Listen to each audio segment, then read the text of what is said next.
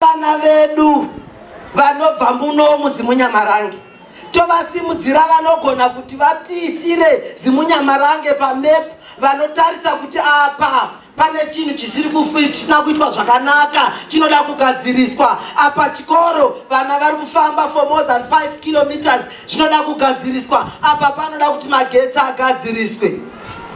Tikasaziva kuti President Mnangagwa vachinja zvakawanda, ndataura munomu Manicaland kwatakaita cyclone idai pane ya cyclone yakazonzi Freddy haina kuzouya hanzi neomwezvikazi yakanga yapuwa zita rechirume.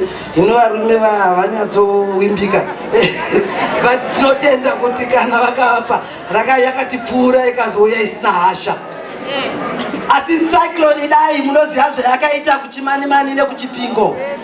Ini ndinofamba nyika dzakawanda, pane pandinosvika ndichiona mabridge akati pwata-pwata zvakangoita ngura.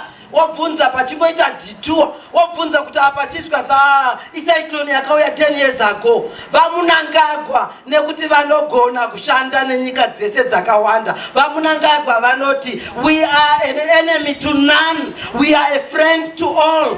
Takaona rubatsiro ruchiuya. VaMnangagwa vanoshanda nemunhu wese. Hapasisina munhu muZimunyamarange achasara kuvhotera President Mnangagwa. Hatingati tikaona mwana wakumusha kuno akada kumira yatomhosva, akada kuti apinde waite tumaprojects mukati umo zvonzi yamhosva.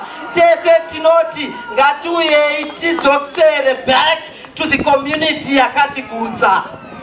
Isu tachechi yawabatsira uya netwana tutatu kusvika kumusha kwakutokuona mbuya vacho vanogona kuchengeta.